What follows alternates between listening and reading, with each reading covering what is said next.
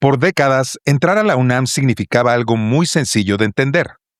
Miles de jóvenes, un examen, un lugar físico, lápiz, papel y una competencia brutal por conseguir uno de los espacios disponibles. Pero en 2026 la universidad decidió cambiar las reglas del juego. Por primera vez el examen de ingreso a licenciatura se realizó completamente en línea, desde casa, con cámara, micrófono, navegador bloqueado y hasta inteligencia artificial vigilando que nadie hiciera trampa. Sonaba moderno, sonaba incluyente, sonaba incluso inevitable, hasta que llegaron los resultados. Los puntajes extraordinariamente altos se multiplicaron. Aumentaron de manera espectacular los cortes de algunas carreras. Miles de exámenes fueron señalados por irregularidades y aparecieron denuncias sobre personas que vendían ayuda para resolver la prueba. La UNAM terminó suspendiendo inscripciones y revisando todo el proceso. Y entonces aparecen las preguntas incómodas. ¿El problema fue haber hecho digital el examen o descubrir que ninguna tecnología puede sustituir la honestidad cuando de conseguir un lugar en la universidad se trata? Y por otro lado, si no podemos garantizar quién contestó un examen desde su casa o si hizo trampa, ¿de verdad estamos preparados para decidir digitalmente quién merece entrar a una de las universidades más importantes del país y del mundo? Hoy hablaremos de la UNAM, la inteligencia artificial, la trampa, la ética, la desigualdad y el futuro de los exámenes de admisión en México. Vivimos rodeados de opiniones, pero escasos de pensamiento y reflexión. Aquí no venimos a entretener, venimos a incomodar, a cuestionar y a usar el sentido común. Esto es Imposible Estar de Acuerdo, con René Palacios y Edgar Luna. Comenzamos. Mi querido René Palacios, temazo del día, de la semana, del mes. Lo teníamos que abordar. He de confesar que aquí no solo la sugerencia viene del equipo de redacción y producción Frecuencia Cero, sino muy particularmente nos lo hace notar nuestra voz institucional Alejandra García Méndez. Hemos tomado nota, hemos revisado y me parece que por supuesto es un tema que tenemos que abordar porque es imposible estar de acuerdo con lo que acaba de pasar. Pero pues empecemos, mi querido René, explicando un poco el contexto como siempre. ¿Qué diablos pasó? Como lo mencionabas en la introducción, efectivamente, pues todos teníamos una idea de qué implicaba, ¿no? El examen de admisión a la Universidad Nacional Autónoma de México. Se había hecho tradicionalmente y a lo largo de muchos años de manera, desde luego, presencial, siempre con, digamos, pues algunas tasas de éxito bajas en comparación con la cantidad enorme de aspirantes. Estamos hablando de 158,000 en esta edición. Y bueno, en esta oportunidad, en efecto, se quiso pues ir un poco de acuerdo a los tiempos de modernización, pues incorporando esta cuestión de la virtualidad. Creo que en una decisión precipitada y haciendo un ejercicio quizá de especulación informada, pues también como parte de políticas que la propia Universidad Nacional, en el actual contexto histórico que atraviesa el país, pues está siguiendo en aras de pues sobrevivir. Entonces, bueno, lo que ocurrió fue que se llevó a cabo este examen en línea y, bueno, la propia universidad detectó que la cantidad de pruebas con entre 100 y 120 aciertos sobre un total de 120, pues excedía de manera bastante notoria ediciones previas del examen. Esto estadísticamente pues hizo que los focos rojos se encendieran y también había algunos otros mecanismos que la propia UNAM estableció para detectar que pudiera haber habido una comisión masiva de malas prácticas, ¿no? Yo creo que algo que hay que destacar, porque en estos días hemos escuchado muchas críticas a la Universidad Nacional Autónoma de México, y además no es para menos, porque esta es una pifia horrorosa, enorme. Hay que destacar que es la propia Universidad Nacional Autónoma de México la que sale a señalar que detectó estas irregularidades y que por lo tanto pues se iba a nombrar a una comisión técnica para la revisión del proceso de ingreso a la licenciatura 2026, cosa que así se hizo. Y me parece que es importante destacarlo porque, bueno, al menos no se intentó nadar de muertito y hacer como que no pasó nada, y bueno, pues ya el que entró, entró, y el que no entró, no entró, y Santos se acabó para no asumir responsabilidades sobre el fenómeno que estamos describiendo. Y bueno, este programa se está grabando un lunes, y bueno, el martes, mañana, pues, se anunciará la fecha y los mecanismos para hacer un examen de control que esta comisión designada, esta comisión técnica para la revisión del proceso de ingreso a la licenciatura 2026, recomendó a la propia dirigencia de la UNAM, a la oficina del rector, con objeto de subsanar este problema, este examen de control que se habrá de realizar. Pues a este examen de control están convocados los 58,000 que tuvieron un resultado de, digamos, ingreso a la universidad, y también aquellos que hayan obtenido puntajes con los cuales fue suficiente entrar a alguna de las carreras en las ediciones 2021 hasta la fecha. Entonces, bueno, eso está por definirse, pero sí ya está en camino de solución, en la medida de lo posible, de este problema, terrible problema, que además impacta seriamente al prestigio de la máxima casa de estudios, en la forma de este examen de control. Bueno, y ahí tendremos que ver en qué condiciones se está presentando la propuesta de este examen de control, porque hay que deshojar un poquito más este tema para llegar a algunos datos que son relevantes. Y creo que la numeralia ayudará, pero también hablar específicamente de otros puntos. Primero, por supuesto, la UNAM tenía que tomar responsabilidad del tema, porque si bien estamos hablando de 158,000 aspirantes, de entrada, para arrancar, para abrir boca, 1,117 exámenes fueron bloqueados durante el proceso. Eso quiere decir que ya había algún tipo de anomalía detectada por los mecanismos de control que la misma universidad había establecido.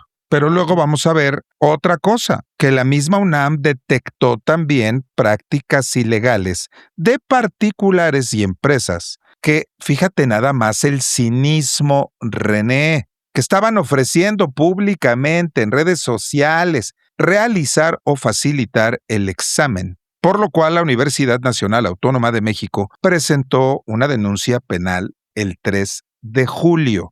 Y hasta ahí dices, oye, pues vamos rete bien, porque pues aquí hay anomalías detectadas, los mecanismos de control funcionaron, etcétera, etcétera. Y hasta ahí todo bonito. Pero ¿qué pasa cuando llegan los resultados el 17 de julio, 14 días, 2 semanas más tarde de este último evento referido? Perdóname, pero la estadística existe por una razón y permite no solo prever comportamientos futuros o analizar comportamientos pasados de los grandes números, de los grandes volúmenes de datos, sino también establecer los rangos esperables de un cierto fenómeno. Y entonces resulta que 100 aciertos o más en este examen, de 2021 a 2025 andaban en el orden de 3.5%.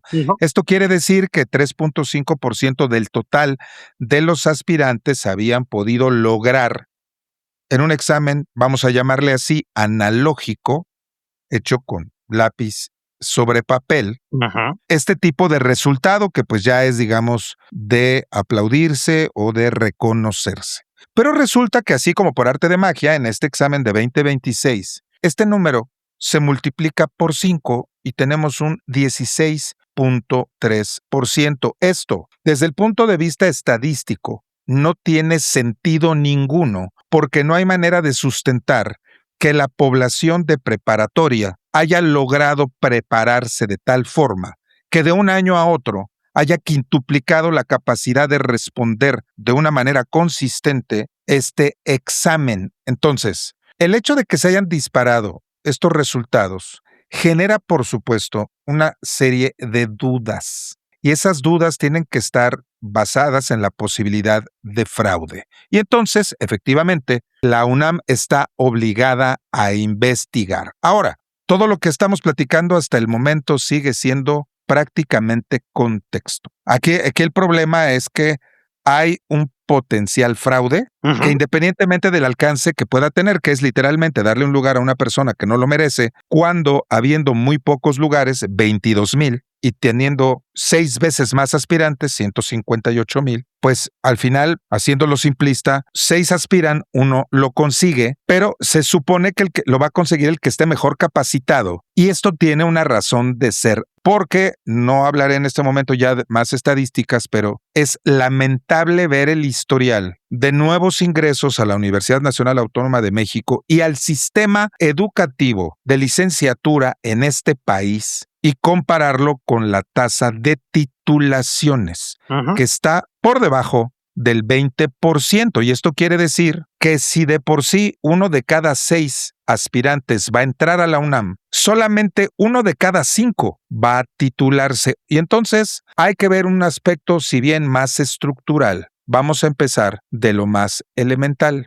La modernidad, tú lo has dicho, incontables ocasiones en diferentes episodios de este programa. La tecnología se tiene que aprovechar. El cambio es la constante. Los avances técnicos y tecnológicos sirven precisamente para que la humanidad avance. Y por lo mismo, es innegable que con todas las herramientas digitales que se tienen actualmente, pues las casas de estudio a nivel licenciatura y posgrado, pues en el mundo deben de incorporarlas. Pero vamos a echar un ojito fuera de lo que es nuestra casa, la República Mexicana. Vamos a ver qué está sucediendo en algunos otros países. Y por favor, no entremos en el tema de si estamos comparando peras con peras, porque señoras, señores que nos escuchan, la Universidad Nacional Autónoma de México es una institución educativa de altísimo prestigio en México y en el mundo, y por eso es perfectamente comparable con universidades en los Estados Unidos, universidades en Gran Bretaña, universidades en la India, en China y en otros países. ¿Y qué sucede en Estados Unidos, René? El examen que se realiza, que además tiene un nombre que me parece bastante bueno porque es bastante simple, ¿no? SAT,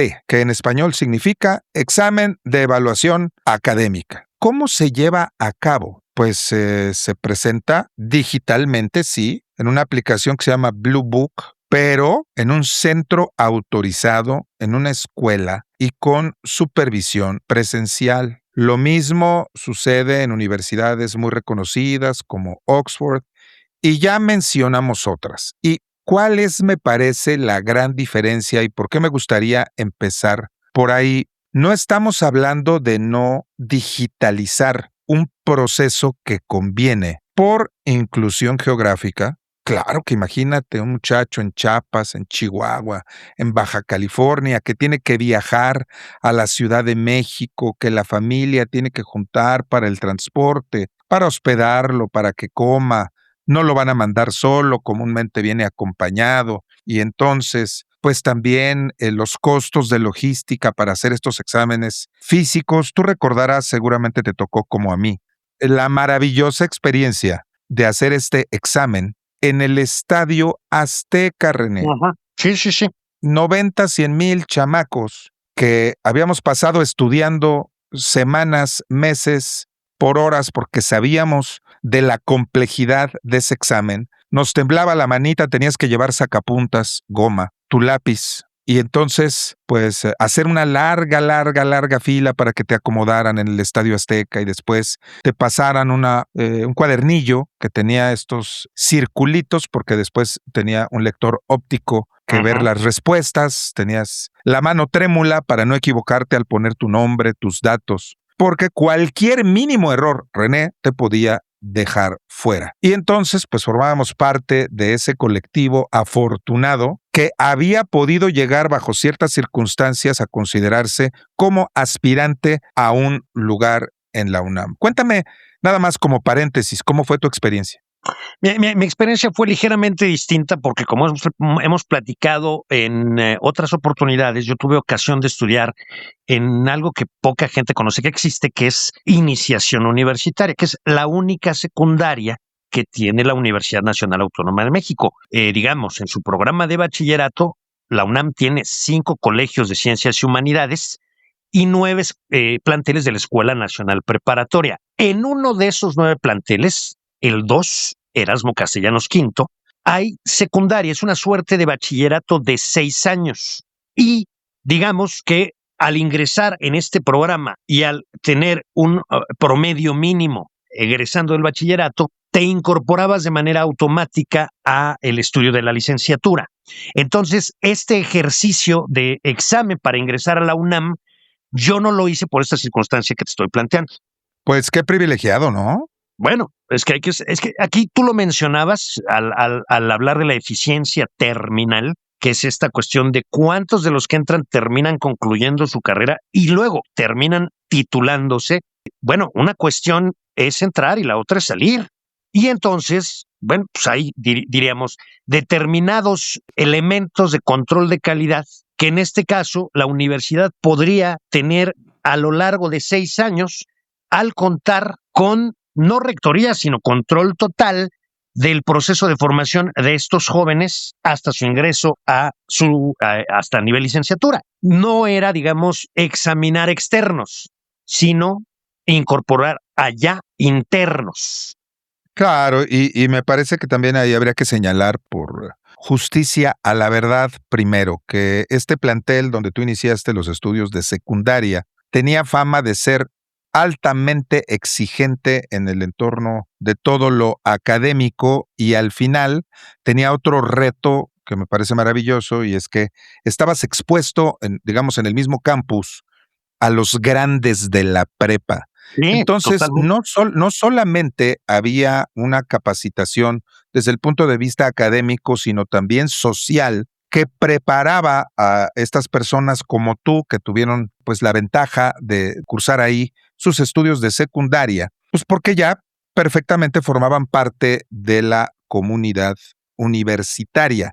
Y entonces, pues bueno, de esta manera se garantizaba que hubiera, como tú bien lo dijiste, un control de calidad y hacía sentido que hubiera déjame llamarle así, pase automático. La eficiencia terminal era también baja.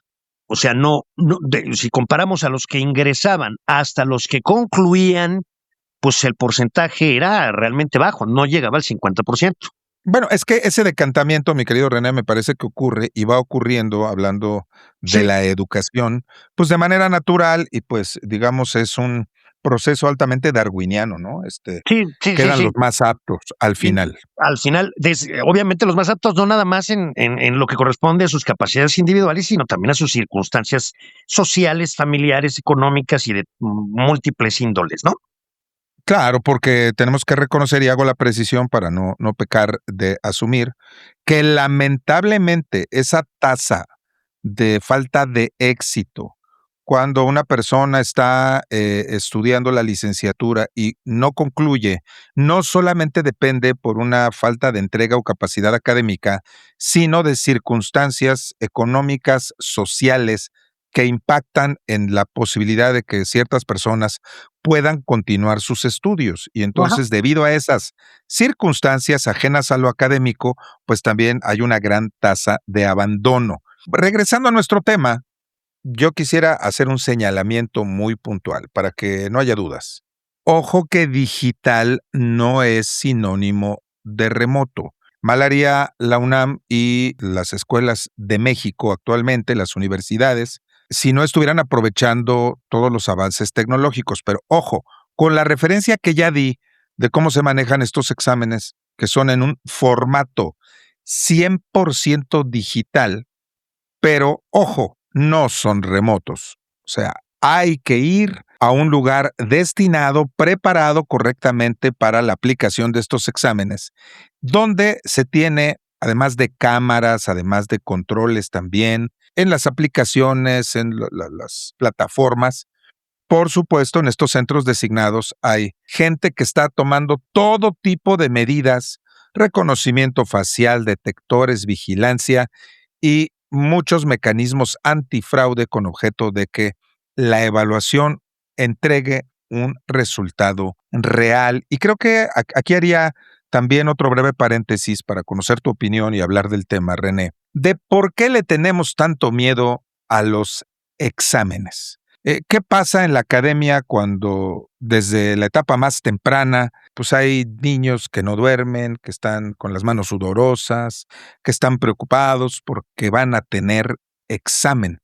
Cuando, en el mejor de los términos, una evaluación, y hablando particularmente en términos académicos, lo que va a hacer es permitir un diagnóstico para ver si los objetivos educativos de cierta materia, de cierto grado, de cierto nivel, se han cumplido y si no, pues para tomar las acciones correspondientes. Claro, aquellos que ya corresponden a periodos finales, donde se deberá definir si el alumno está listo para continuar en un siguiente nivel, en un siguiente grado, pues son mucho más relevantes. El hecho de que haya estos constantes ejercicios de evaluación ayuda mucho a diagnosticar, a saber por dónde quienes son responsables del proceso educativo pues puedan aplicarse para llegar a los objetivos que se han planteado. ¿Tú qué opinas al respecto? Tendremos que hacer una distinción porque es un examen, pero es más bien un concurso. Es un concurso de selección. Entonces, bueno, un examen, como lo entendemos todos, pues bueno, es una prueba que evalúa conocimientos y que teóricamente pueden, estadísticamente esto sería una anomalía, pero teóricamente podrían pasarlo todos si todos cumplen con el nivel de conocimientos, etcétera. Pero en este Pero yo caso, hablaba, René, perdóname que te interrumpa, particularmente del concepto de evaluarse. No hablaba del concurso para conseguir un lugar en la UNAM, que sé que es el centro de nuestro programa. bueno, Hablaba un poquito de eso que está intrínseco en, no sé si el ser humano en general, pero hablo de los mexicanos, hablo de mi entorno cercano, el miedo que se le tiene a ser evaluado. porque no nos gusta la competencia y al final de cuentas la evaluación constante implica una actualización constante, una preparación continua a lo largo de la vida profesional y pues eso es bastante incómodo y bastante estresante si se te pone la alternativa de que una vez que te dan la medallita ya te la quedas para siempre y además pues puedes ejercer como se te pega la gana. Esto lo tenemos, bueno, hombre, desde que se otorgaban permisos, hablo de la época novohispana, pues, ¿no?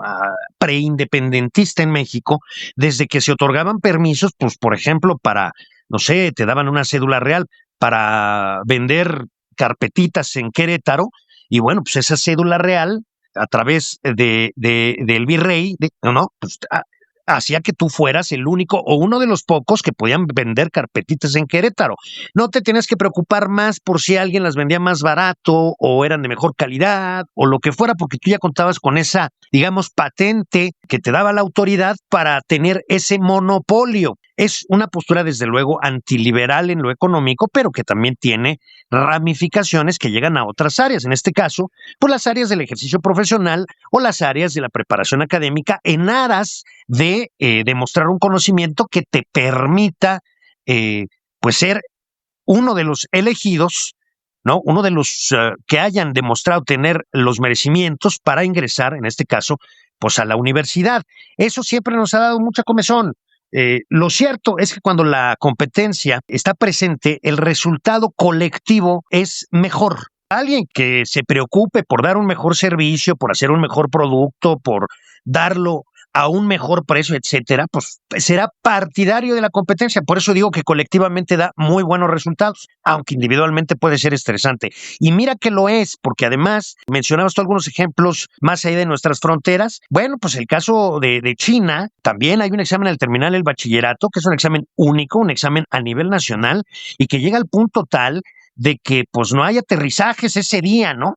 O sea, porque los muchachos están presentando su examen, que por cierto es presencial, y bueno, pues los aviones los van a distraer, entonces hay un horario en el que se suspenden las operaciones aéreas, un poquito lo que ocurre aquí cuando es el desfile del 16 de septiembre, que hay un desfile también aéreo, bueno, pues se suspenden las operaciones del Aeropuerto Internacional de la Ciudad de México y también del AIFA. Bueno, pues así ocurre, por ejemplo, en China cuando se da este examen de fin de bachillerato y cuyo puntaje les dará a quienes lo presentan la oportunidad de elegir mejores universidades más prestigiadas y bueno, evidentemente pues un horizonte profesional a futuro más atractivo. El caso, por ejemplo, de Francia, el famoso baccalaureat, el BAC, bueno, también es a una misma hora, es nacional, es una vez al año, es un acontecimiento público de enorme importancia, e incluso aquí en el Liceo Franco Mexicano podemos ver a los muchachos cómo llegan a las 12 de la noche, a la 1 de la mañana,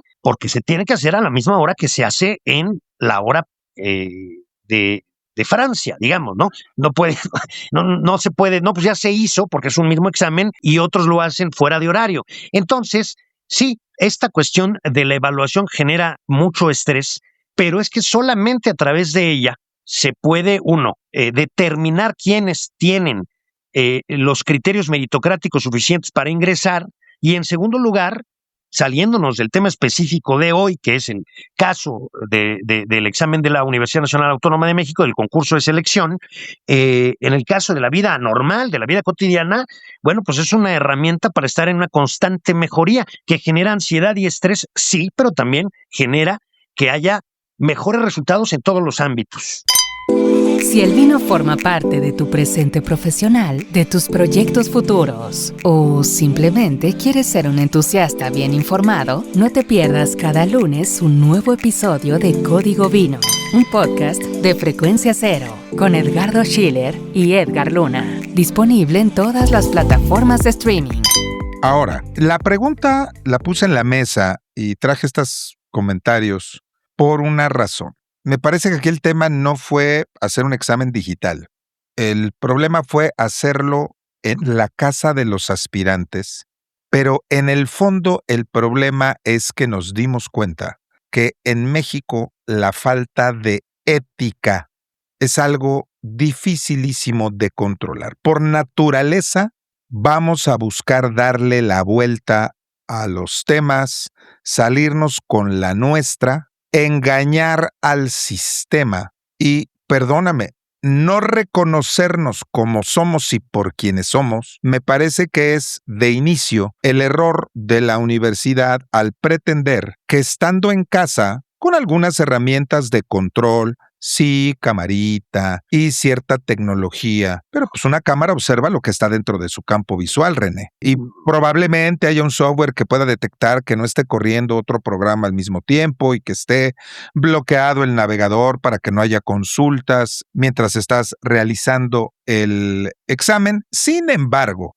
un teléfono fuera de cámara, otra computadora, un audífono diminuto prácticamente imperceptible a la cámara, una persona ubicada detrás del monitor, material fuera del encuadre, sistemas externos, persona, lo que se te ocurra. No necesitamos entrar a la explicación de cómo se podría vulnerar estos controles, sino realmente hablar de que si en el mundo donde ya se ha digitalizado desde hace mucho tiempo, la evaluación en circunstancias similares mantienen el lugar físico, la presencia física y sobre todo la supervisión humana, además de la tecnológica, pues quiere decir que el tema de la ética no es nomás en México, sino que realmente va más allá y puede ser un tema de la raza humana. Y no se trata, no sé si tú pienses que con eso se resuelve, dejémoslo en casa, pero pongamos 5 cámaras, mandemos a un supervisor allí. O sea, ¿qué tanto tendríamos que hacer para poder garantizar que alguien no intente burlarlo? Me parece que la que se cae de los árboles es ven a hacerlo aquí en un entorno que tenemos controlado y claro, usa la tecnología para que lleves a cabo dentro de un aplicativo, dentro de un portal o dentro de un equipo que se te otorgue, pues el examen para determinar cuáles son tus conocimientos y si estás en condiciones, ya que es un concurso, de poder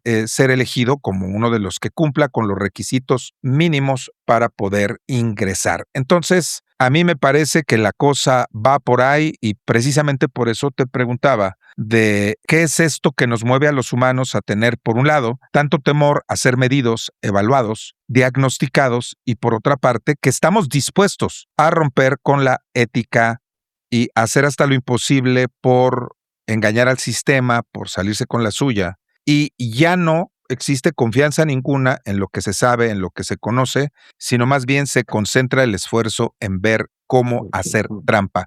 Totalmente, sin embargo, también podría yo decir que, pues, a mi entender, en ningún país hay tantos incentivos como los que existen en México en la actualidad. Y aquí, pues, no queda sino mencionar el caso de Yasmín Esquivel, la ministra de la Suprema Corte de Justicia de la Nación, que todos pudimos ver que se plagió su tesis de licenciatura Y más tarde nos enteramos que se plagió la mitad de su tesis doctoral. Y cuando este escándalo salió, digamos, a la luz, maniobró con el apoyo del régimen para prácticamente maniatar a la UNAM, incluso en algún momento la que parecía más vulnerable ante esta circunstancia, pues era la UNAM, no Yasmín Esquivel.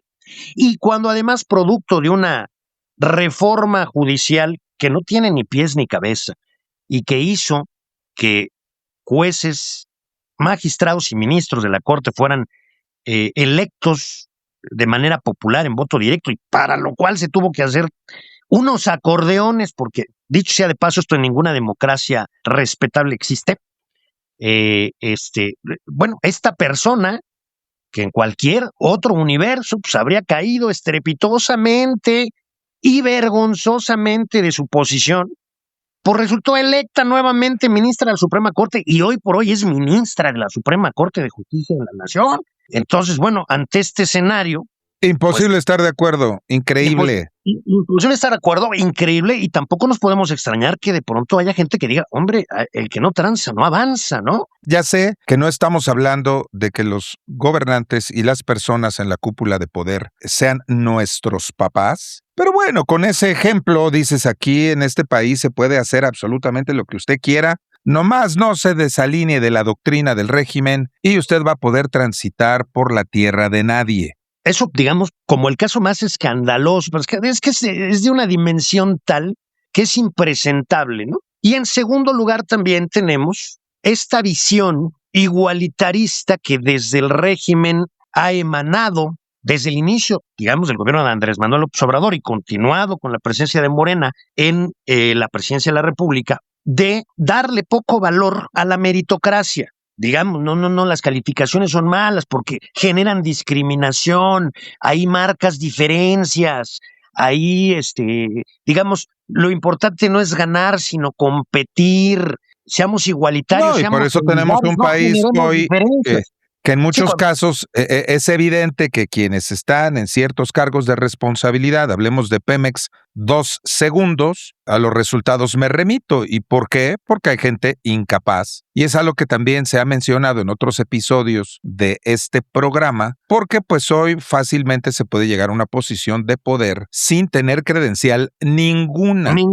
Sin tener credencial ninguna. Y además lo dijo el mandatario en su día, 90% de lealtad, 10% de capacidad. Entonces, bueno, pues ahí lo tienes. Y entonces, por eso te decía que este fenómeno que atravesó la UNAM también obedece a una política de supervivencia con objeto de más o menos moverse de acuerdo a los vientos que están corriendo, con objeto de mantener su esencia. Su esencia no puede ser igualitarista, tiene que ser meritocrática. Una universidad no puede ser igualitarista.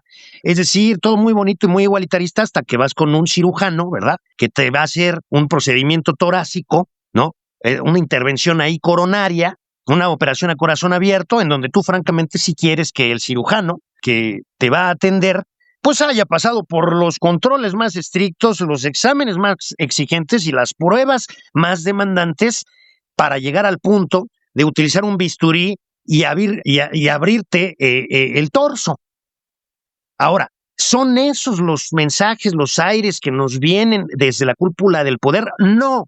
Entonces, bueno, la universidad ha tenido que medio nadar de muertito y yo atribuyo a eso la poca visibilidad que ha tenido durante su gestión el doctor Leonardo Lomelí Vanegas, el rector de la universidad. No te notes mucho, no hagas mucha laraca y en una de esas no llamas tanto la atención y no te comienzan a fastidiar con las nuevas visiones. Sobre todo porque, gracias a Dios, hoy la Universidad Nacional sigue siendo autónoma y no quisiéramos por ninguna causa ver que esa autonomía siguiera la misma suerte de los órganos autónomos desaparecidos por decreto hace algunos años. Hay unos que desaparecieron, otros que fueron cooptados, porque órganos constitucionales autónomos son el Banco de México, son la Comisión Nacional de los Derechos Humanos, son el Instituto Nacional de Estadística y Geografía, es el Instituto Nacional Electoral. Bueno, pues digo, para tomar uno de ellos, la Comisión Nacional de los Derechos Humanos, está completamente borrada del mapa.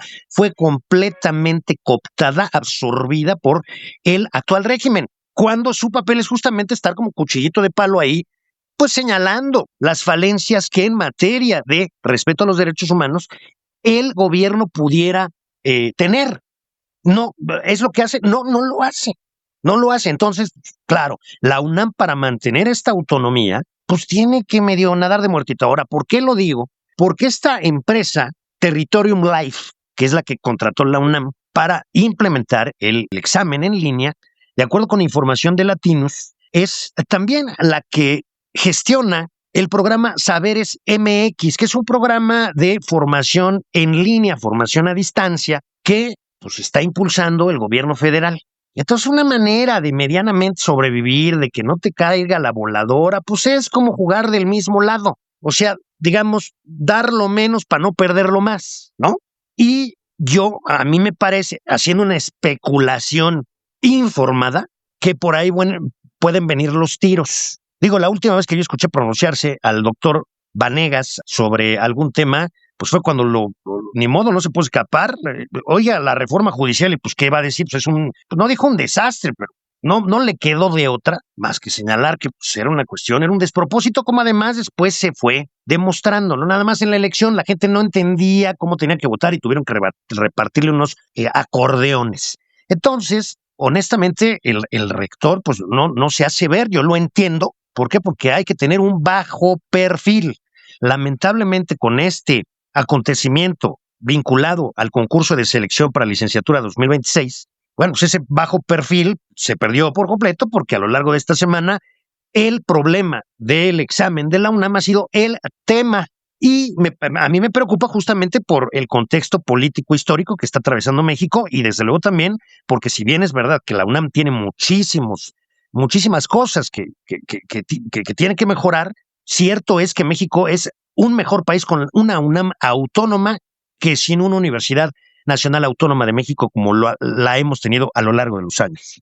Y bueno, pues en este pequeño espacio donde, digamos, tú y yo no solo respetamos, sino amamos a nuestra casa de estudios, seguiremos tratando de hacer lo que toque desde esta trinchera para poder apelar a que los mexicanos tengan la conciencia de que nos conviene más tener una universidad autónoma que tenerla en otro modelo. Pero bueno, hemos llegado con estas ideas a el punto de siempre para el cierre, que es ¿cuál? Ponemos en la mesa información, compartimos nuestras opiniones y bueno, lo demás es la reflexión y por último, la decisión y la opinión de quienes nos escuchan. Qué importante que mañana habrá notificaciones de este examen de control, probablemente, y aquí hay todo tipo de ideas, ¿no? Esperaríamos que esto termine en un replanteamiento donde haya efectivamente un examen digital, donde haya un entorno absolutamente controlado, que definitivamente no puede ser la casa del aspirante. Tal vez tomar en cuenta, además de un solo examen de 120 preguntas, el promedio de preparatoria o algún otro, que si bien pueden estar ya considerados en la preselección que se haga de los aspirantes, pues al final tiene que ser un elemento a considerar para tener una clara visión de la capacidad